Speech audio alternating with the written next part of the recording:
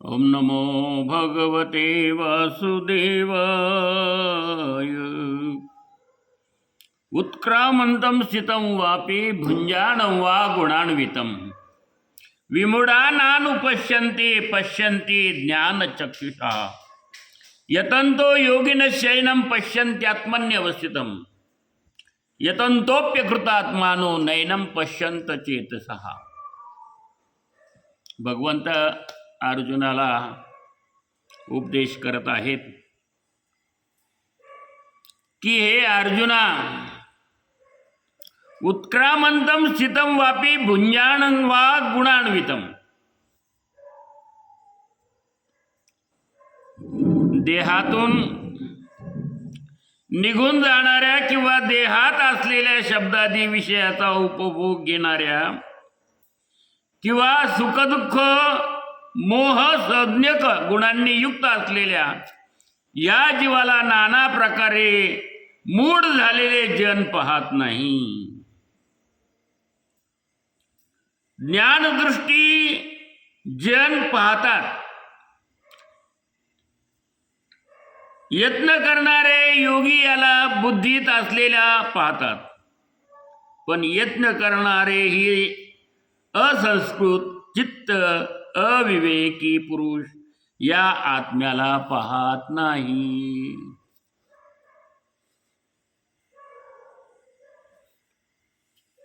आत्मा आहे नाही असा विषय। मग या आत्म्याला कोण पाहतं, कोण पाहत नाही?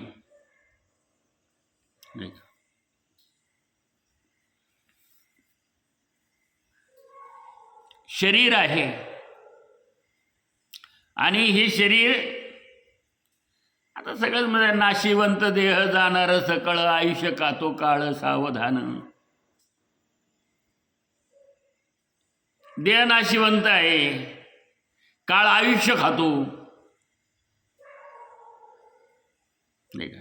नाशिवंत देह आणि जाणार सकळ। सकळ म्हणजे काय?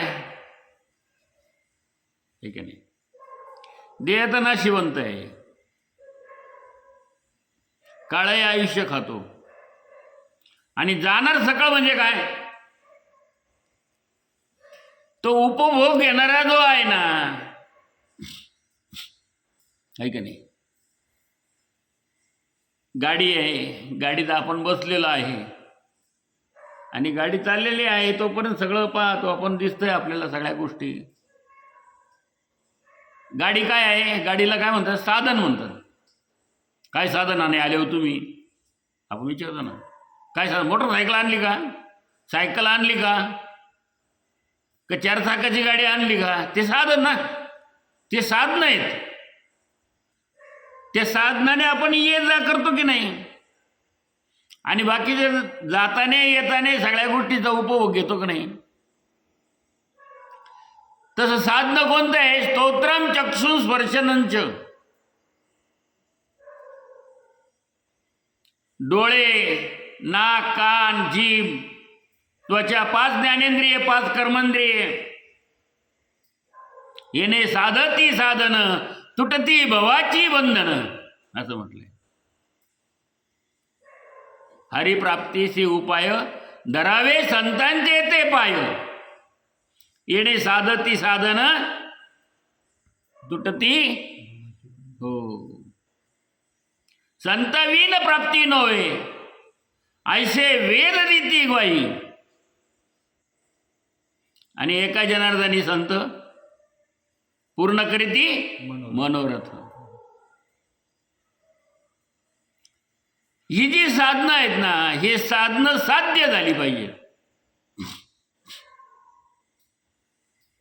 आणि ज्यावेळेस ती साधनं साध्य होतात, येणे साधती साधन तुटती भवाची बंधनं। हे भवाची बंधनं जी आहे ना, हे सगळी संसारामध्ये, याच्यात आपण लुप्त झालो, गुंतलो, ही सगळी तुटतात। तुटती भवाची बंधने। नाही म्हटलं की एक मनुष्याने खांबाला आवळून धरलं, आणि मग म्हणायला लागला, ओ मला खांबान धरलं, खांबान धरलं, खांबांनी धरलं. आता याने खांबाला धरलं का खांबाने त्याला धरलं? लोक म्हणतात तू सोडून दे, तू खांबाला धरलंय, तू सोडतो खांब, सुटशील. पण तो म्हणतो नाही नाही, मला खांबाने धरलं. तसं आपण काय म्हणतो, काय आता हे संसाराचा गाडा आहे, अहो इतकं गुंतलो मी, इतकं गुंतलो त्याच्यामध्ये, इतकं गुंतलो त्याच्यातून निघायलाच वेळ नाही. मंदिरात देवाच्या दर्शनाला यायला वेळ नाही, रामकृष्ण म्हणायला वेळ नाही, हरिपाठ म्हणायला वेळ नाही. मग वेळ कशाला आहे त्याला? हे भव जे आहे ना, हे आहे का भावाची बंधन आहे ती.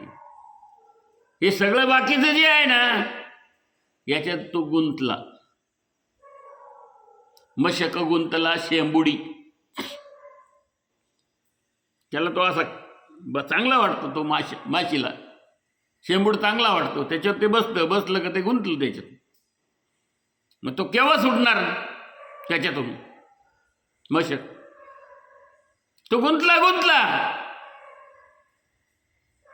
पण त्याच्यातूनही सुटण्याचे मार्ग सांगितलेले आहेत.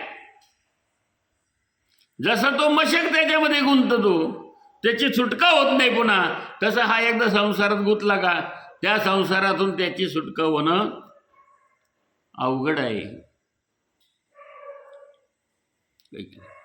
मग कुठल्या प्रकारचं ज्ञान त्याला प्राप्त व्हायचं? ठीक आहे. ते ज्ञान पैगा बरवे, जरी मनी आथी आणावे, तरी संताया बजावे सर्वस्वेशी. ते ज्ञान जर प्राप्त करून घ्यायचं असेल तर संताला भजलं पाहिजे,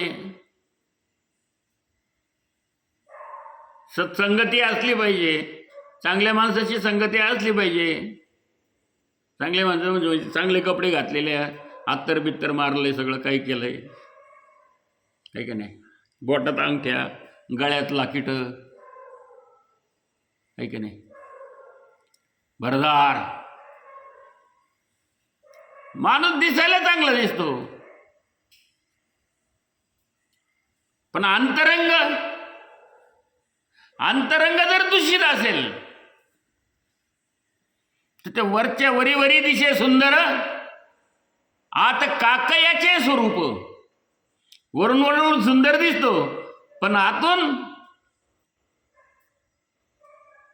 नाही. मग त्याला नाही का, चांगल्याचे प्रकार भरपूर आहेत. बेगडी स्वरूप त्याला म्हणतात. चोखा डोंगा तरी भाव नाही डोंगा. हा,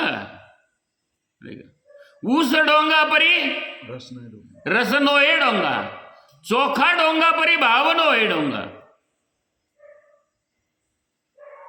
ऊस वाकडा तिकडा असतो, पण रस प्यायला अहो काय गोड आहे.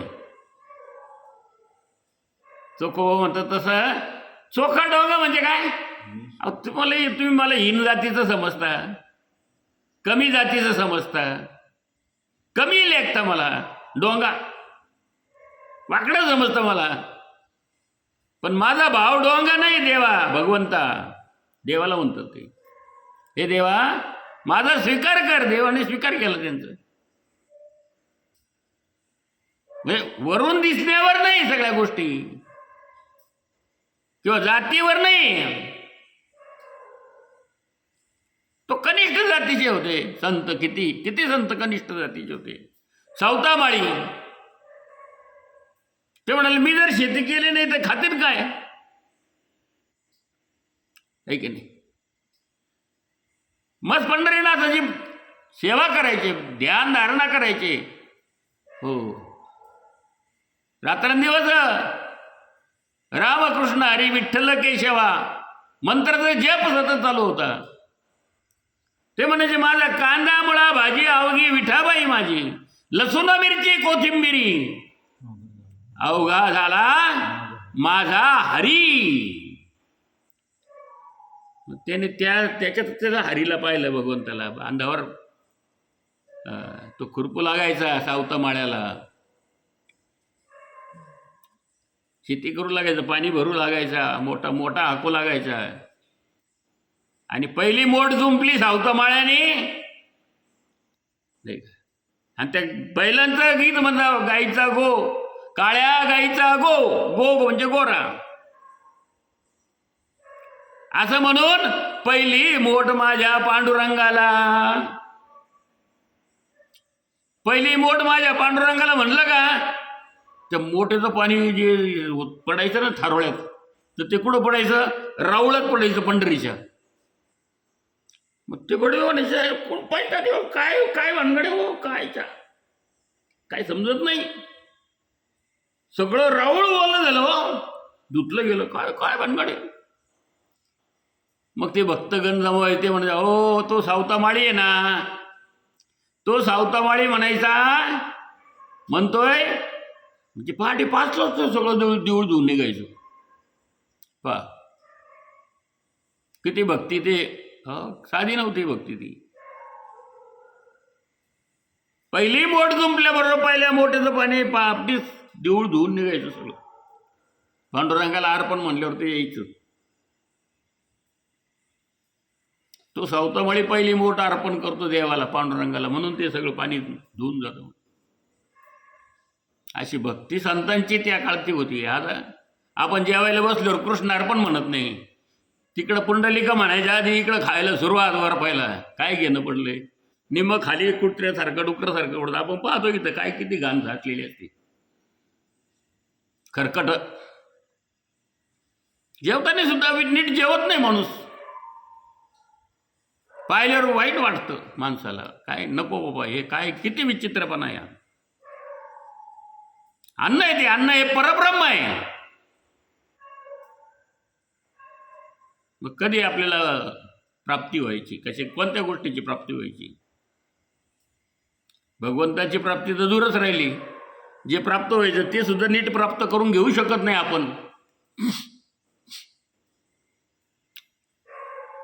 मग म्हटलेलंच आहे ना, नाही का, जन्म घेणे लागे वासनेच्या संगे.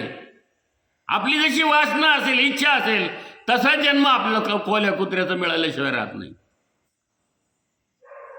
हो, मग जन्म झाला, जन्माला आला, जन्माला मेला, गेला, आला आणि गेला. मग कुठून आला, तपास आहे का त्याचा काही, ठीक आहे. भगवंत म्हणतात अर्जुनाला की देहातून निघून जाणाऱ्या किंवा देहात असलेल्या शब्दादी विषयांचा उपभोग घेणाऱ्या किंवा सुख दुःख मोह सज्ञ गुणांनी युक्त असलेल्या या जीवाला नाना प्रकारांनी मूढ झालेले जन पाहत नाही.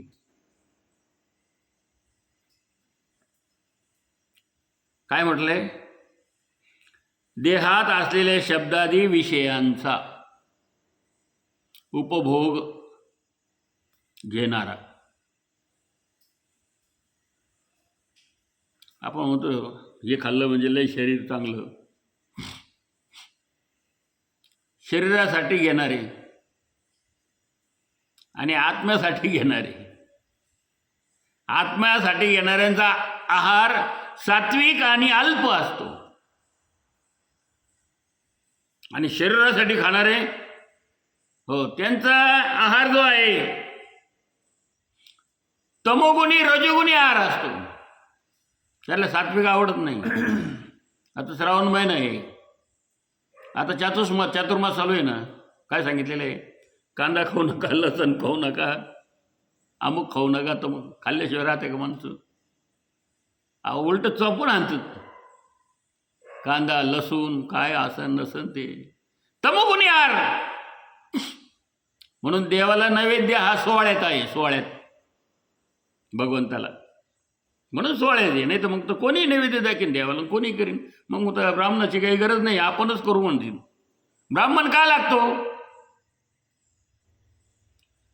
आहे की नाही. तुम्ही खा काही बेमार तिकडं जा, तिकडं काय घेणं पडलंय तुमचं, काय हो काय नाही. मग देवाला तरी निदान सात्विक अन्न मिळालं पाहिजे ना. मग ब्राह्मणाचा जो नैवेद्य असतो सोहळ्यात असतो आणि कांदा लसूण वर्ज्य असते या गोष्टी सगळ्या. तमोगुणी जेवढ्या गोष्टी आहेत ते सगळ्या वर्ज्य आहेत देवाला, ते चालत नाही देवाला. आणि तुम्ही ते देवाला जर नैवेद्याचं अर्पण करणार असेल तर तुम्हाला तुमच्यामध्ये तमोगुण वाढल्याशिवाय राहणार नाही, रजोगुण वाढल्याशिवाय राहणार नाही, आहे की नाही. म्हणून देवाला भोग सुद्धा देताना सात्विक भोग हा अत्यंत गरजेचा आहे देवाला. घरातल्या देवाला सुद्धा नैवेद्य जो आहे तो दूध जर दिलं सगळ्यात चांगलं. नाही तुमच्याकडं पोळी वगैरे काही कांद्याचा लसणाचा असेल तर देऊ नका देवाला. नैवेद्य अर्पण केलं चालत नाही देवाला. आपला नैवेद्य नाही चालत देवाला. देवाला त्याच पद्धतीने सगळं काही करावं लागतं. म्हणून मग दूध अर्पण करावं. ब्रह्मार्पणम ब्रह्म वे ब्रह्माग्नो ब्रह्मणाहुतम ब्रह्मैव तेन गंतव्य ब्रह्म कर्म समाधीना यत् करोषि स्नाशे यज्जुषिदाशी यत् तपस्याशी कौंते तत्कुरुष्व मदार्पणम. भगवान सांगितलं मला अर्पण कर जे जे करतील, पण काय सात्विक असेल ती.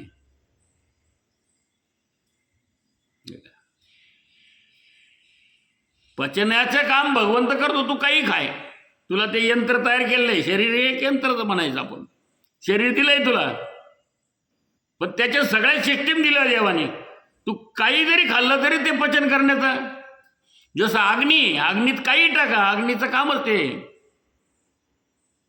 काय जाळून टाकणे, आहे की नाही. अग्नीत काही टाका तुम्ही, त्याला ते भस्म करून टाकणं तिथं ते कामच आहे. तसं जो जठराग्नी आहे त्या जठराग्नीचं कामच आहे. तुम्ही काही खा, पचन होत होतं. सात्विक खा, रजोगुणी खा, तमोगुणी खा,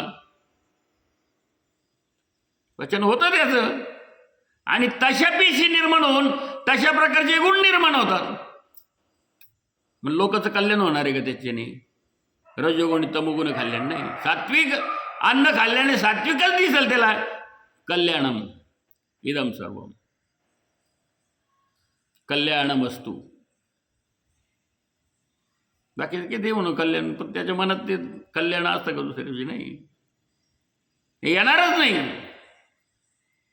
म्हणून या सगळ्याचा उपभोग घेणारा काय सांगितलंय की या शब्दादी विषयांचा उपभोग घेणाऱ्या किंवा सुखदुःख मोह सज्ञक गुणांनी युक्त असलेल्या या जीवाला नाना प्रकाराने मूढ लोक जाणत नाही. मूढ शब्द आहे, मूढ. भुंजाणन वा गुणान्वितुम विमूढा नानुपश्यन्ति. विमूढ हा जे मूढ लोक आहेत त्याला आत्मा समजत नाही, आत्मा दिसतही नाही. विमूढ नानुपश्यन्ति. मग कोणला दिसतो? पश्यन्ति ज्ञानचक्षुषः. ज्ञानचक्षुषः पश्यन्ति. ज्याला ज्ञानचक्षु आहेत, चक्षु चक्षुरेंद्रिय. जसं बाहेर सगळं जे डोळ्यांनी दिसतं ना, आपण ते खरं मानतो, बाहेरचं जग सत्य मानतो. पण ते सत्य आहे का बाहेरचं जग? येरं ते माईक आहे, दुःखाची जनित आहे. हे सगळं माईक म्हणजे मायामय आहे.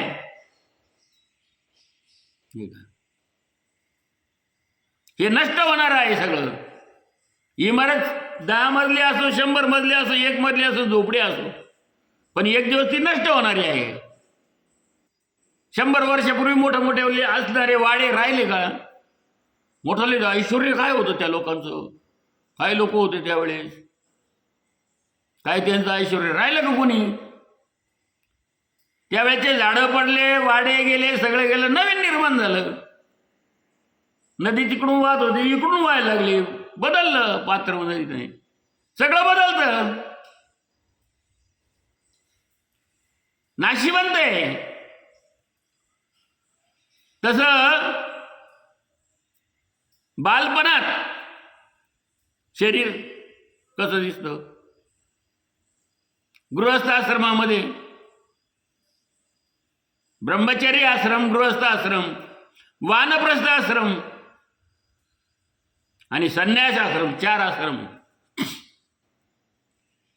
म्हणून 4 आश्रमाची निर्मिती केली आहे. पहिला आश्रम जो आहे तो कोणता आश्रम आहे? ब्रह्मचर्य. 25 वर्षाचा पहिला ब्रह्मचर्य आहे. त्याच्या शरीरात काय पोरगो दिसतो, हो काय मस्त दिसतो, गुटगुटीत. त्याचे शरीर प्रकृती निकोप. त्याच्यात ज्ञानप्राप्ती आहे. 12 वर्ष गुरुच्या घरी राहून ज्ञानप्राप्ती व्हायची. ज्ञानप्राप्ती झाल्यानंतर त्या ज्ञानाची परीक्षा असायची. मग ते वापर करायचं त्या ज्ञानाचं त्याने सगळ्याचं. ते झाल्यानंतर त्याला ज्ञानचक्षु निर्माण व्हायचे. ज्ञानचक्षुषः, ज्ञानचक्षु निर्माण व्हायचे. आणि मग आपण कसं राहावं, कसं वागावं, कसं बोलावं, काय करावं, व्यवहार कसा करावा, काय याचं ज्ञान सगळं त्याला प्राप्त व्हायचं. आहे का नाही? म्हणून धर्म, अर्थ, काम आणि मोक्ष हे 4 आधारस्तंभ आहेत हिंदू संस्कृतीचे. पहिला धर्म शिकवला जातो. तो धर्म कोणता? परोपकारार्थम इदम सर्वम. परोपकारार्थाचा धर्म पहिला शिकवला जातो. दुसऱ्यावर उपकार करावेत हे हिंदू धर्माचा पहिलं पाय आहे. तो दुसऱ्याचं हिसकून घ्यावं, दुसऱ्याचं खावं, दुसऱ्याला त्रास द्यावा हे नाही आहे शिकवण. पहिला शिकवण ती आहे ते परोपकार करा लोकांवरती. कोणी आपल्याला किती त्रास दिला तर आपण चांगलंच करायचं, त्याचं कल्याण असतो, त्याचं कल्याण हो हे शिकवलं जातं पहिलं आपल्या संस्कृतीमध्ये. दुसऱ्याचा हो परोपकार करायचा नाही दुसऱ्यावर, त्याच्यावर उपकारच करायचा. शत्रूने आपल्याला त्रास दिला तरी आपण त्याला चांगलं म्हणायचं. ही संस्कृती आहे आपली. आपली संस्कृती त्यागावर उभी राहिलेली आहे, भोगावर नाही आहे की नाही? म्हणून संस्कृतीमध्ये पहिला त्याग शिकवला जातो. सांगण्यासारखं खूप तास सांगावं एका गोष्टीवरती.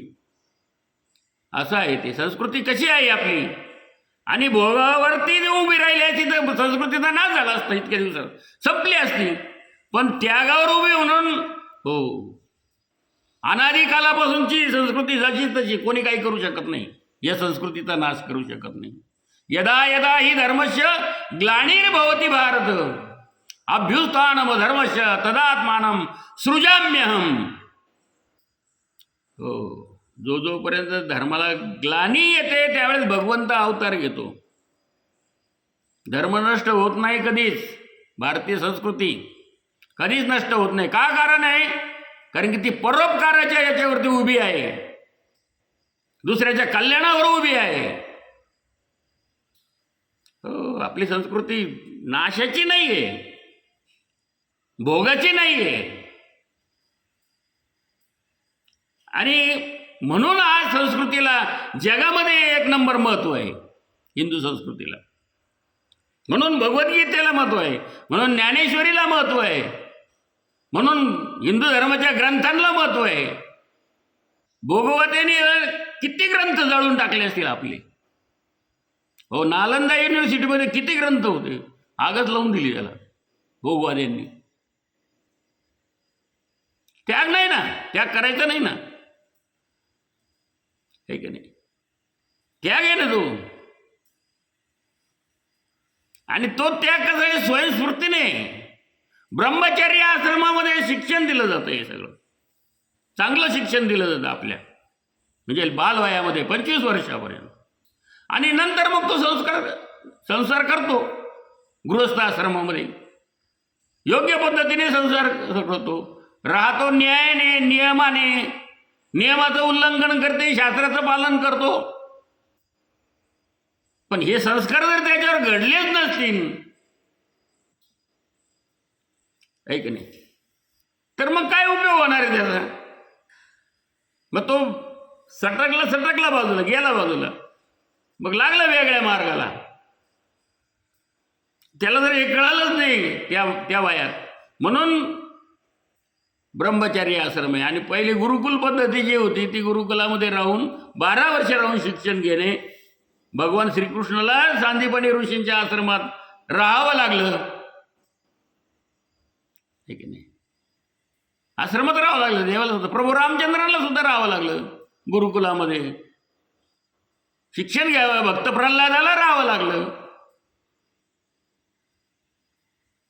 जेवढे काही होऊन गेले आतापर्यंत देव दैवत, त्याची सगळी कहाणी हीच आहे की ते दैवत का मारले, तर ते त्यागाचं प्रतीक आहे. त्यांनी त्याग केला समाजासाठी, लोकांच्यासाठी, लोकांच्या कल्याणासाठी. सर्वत्र सुखिनः सन्तु सर्वे सन्तु निरामया सर्वे भद्राणि पश्यन्तु मा कच्चित दुःख भाग भवेत. सगळे सुखी लोक झाले तर आपल्याला सुख मिळेल, तर राजाला सुख मिळतं, आहे का नाही? पण अनाचार गोंधळ असेल तर राजासुद्धा दुःखी असतो. राजासुद्धा त्या सुखाचा प्रयत्न करतो की सुखी झाले पाहिजे, लोक सुखी झाले पाहिजे प्रजेतले, आहे की नाही? त्याच्यासाठी प्रयत्न असतात राजाचे. स्वतःचा स्वार्थ साधण्यासाठी नसतो राजा. राजासुद्धा त्यागी असावा लागतो, तेव्हा मग हे होते. नाही तर यथा राजा तथा प्रजा. राजा जर भोगवादी असेल, आहे की नाही, हिंसावादी असेल, तर प्रजा सुद्धा हिंसावादी होते. अहिंसा कधी कळणार लोकांना? म्हणून यथा राजा तथा प्रजा. जसा राजा तशी प्रजा निर्माण होते. घरातला मोठा माणूस जसा वागेल तसं घरातले लोक वागतात. तोच करतो म्हणते, आपलं काय आहे की नाही? पण तो जर चांगल्या नियमाने वागला तर बाकीचे सुद्धा शिस्त लागून जाते. त्याने शिस्त बिघडवली, सगळं बिघडलं. घरातून घ्या आपल्या. म्हणून हे जे नियम संस्कृतीने घालणे, ही संस्कृती जी आहे अनादी कालापासूनची आहे, त्यागाची संस्कृती आहे. म्हणून ही संस्कृती आजही टिकून आहे. आणि अनादी कालापर्यंत यावत चंद्र दिवा करो, सूर्यचंद्र आहे तोपर्यंत आपली संस्कृती चांगलीच राहणार, पवित्रच राहणार. हो, तिच्यावर कोणी बोट ठेवणार नाही. म्हणून जो आत्मा आला आणि गेला, हे ज्ञानचक्षुषा. मला बाकीचं भाग सांगायचं नाही, सांगण्यासारखं खूप आहे. ब्रह्मचारी आश्रम आहे, गृहस्थ आश्रम आहे, वानप्रस्थ आश्रम आहे, संन्यास आश्रम आहे, नाही का? संस्कृतीचे 4 आधारस्तंभ आहे: धर्म, अर्थ, काम, मोक्ष. धर्म म्हणजे काय, अर्थ म्हणजे काय, काम म्हणजे काय, मोक्ष म्हणजे काय? मोक्षाला आपण काय समजतो? काय, कोणता मोक्ष? काय मोक्ष काय आहे? काय वानगडे? लोकांना ते कळतच नाही अजून. हे कळायला पाहिजे. हे कोणी सांगत नाही. कीर्तनातून कोणी कळत नाही. ज्यावेळेस ग्रंथाचं वाचन चालतं त्यावेळेस ते येतं. कीर्तनातून हे सांगायला नाही का? आणि लोकांचे डोळे लागतात. तत्वज्ञान सांगायला गेलं की लोक झोपून घेतात, आहे की नाही?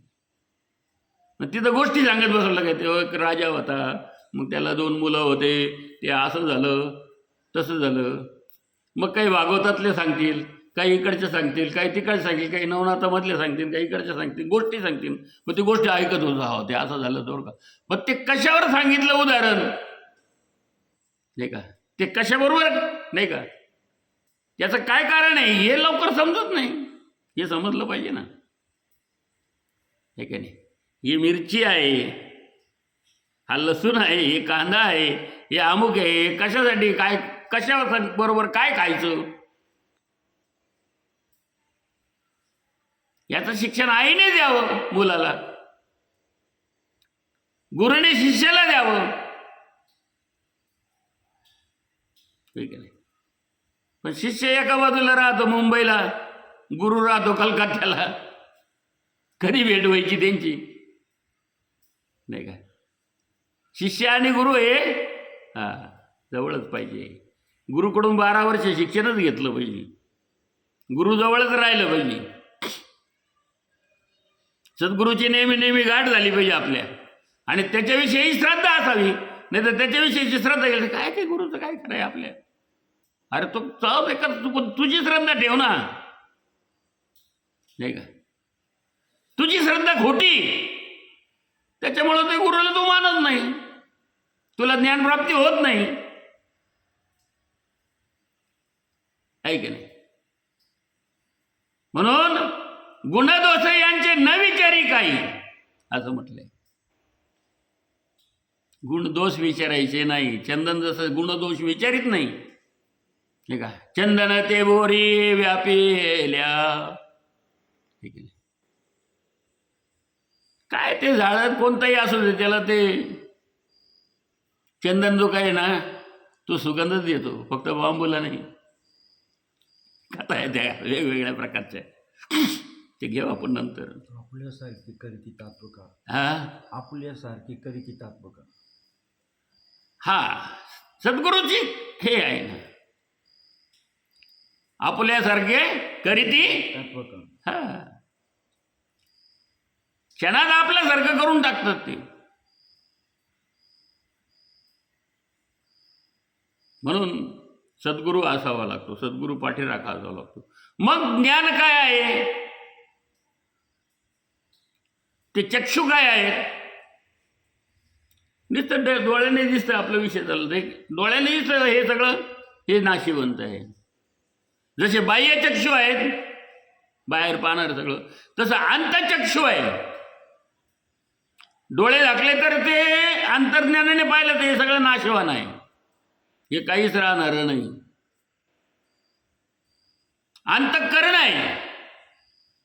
कर्ण हे कान जसे बाहेरचे आहेत तसे अंतःकरण पण आहे. एखाद्याने एखादी गोष्ट सांगितली ना, आपण म्हणतो हा ते खरं असं बरं का, ते असं आहे का हो खरं, आपण ते चिंतन करीत बसतो येड्यावानी.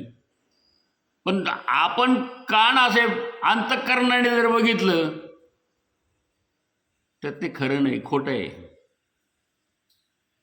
काय कशावरून खरं आहे, सांगितलं म्हणजे लगेच खरं आहे का, नाही. मुळात ते खोटंच असतं. पण आपल्या कानाने ऐकलं का, हा हो चले. आपण भजन लागलं का आवडतं का, भजन आवडतं का कानाने, भजन नाही आवडणार आपल्याला. आपल्याला काही एखादं याचं त्याचं सांगत असेल ना, तो असा आहे, तो फलाने तसं, आमका तसा आहे, त्याचं असं झालं, याचं असं झालं, हो ते मग 2 तास नाही 3 तास बसणार.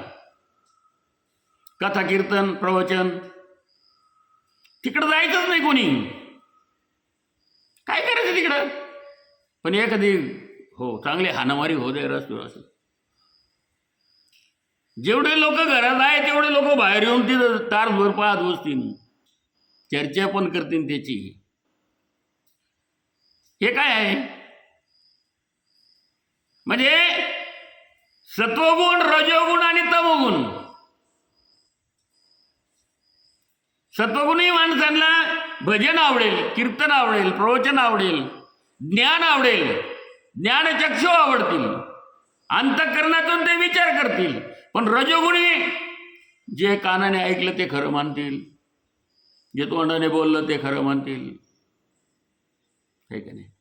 डोळ्याने दिसतं ते खरं म्हणतील, पण ते मूळ खरं आहे का, हे सगळं खोटं आहे, नाही का. नाशवंत आहे. हे केव्हा कळेल, ज्ञानाशिवाय कळणार. मग ते ज्ञान पाहिजे का बरोबर आहे.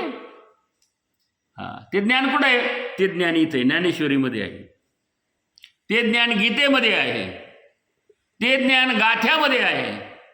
उगाच तुकाराम महाराजांनी इतके वर्ष घातले नाही लोकांती एकांती, लोकांतीमध्ये गेलेच नाही ते. लोकांमध्ये गेलं का ते द्वेष आलेच.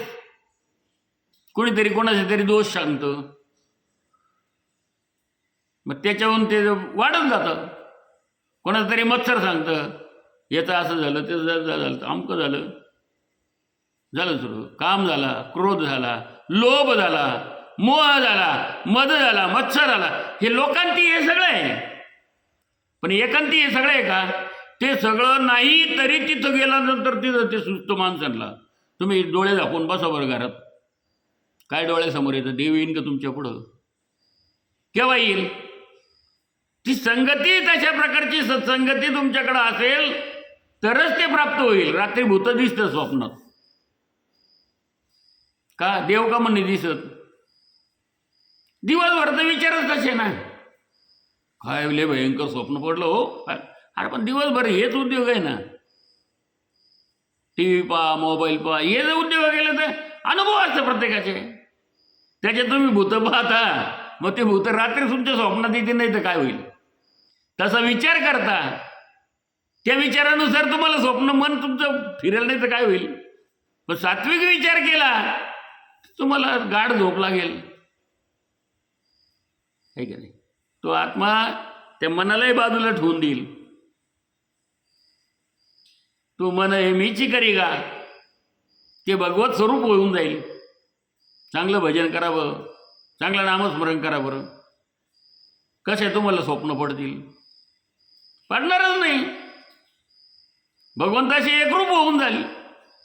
म्हणजे जसे बाह्य चक्षु आहेत तसे अंतचक्षु आहेत. कान जसे बाह्य आहेत तसं अंतकरण आहे. मुख जसं बाहेर बोलतं बडबड बडबड तसं अंतर्मुख पण आहे. आतमध्ये ते बोलत असतं, बोलतं की नाही? जसं बाहेर आपण बोलतो ना बडबड बडबड, तसं आतमध्ये सुद्धा बंद असलं तरी ते बोलत असतं काहीतरी. आणि कधी कधी उच्चार पण करतं. आपण काय मनातल्या मनात बोलतं का काय करतं, काय नाही बडबड करता येणं, ते अंतर्मुखातून चालू असतं. त्याचा अर्थ नाही बरं, अंतर्मुख चालू असतं, आहे का नाही? घ्राणेंद्रिय अंतरे आहेत, ते बाह्य आहेत. हे सगळं अंतर आणि बाह्य. मग ते अंतर जागृत झालं पाहिजे, आतलं जागृत झालं पाहिजे. बाहेरचं जागृतच आहे तुमचं, जाऊ द्या. आयुष्यभर हेच उद्योग झाले.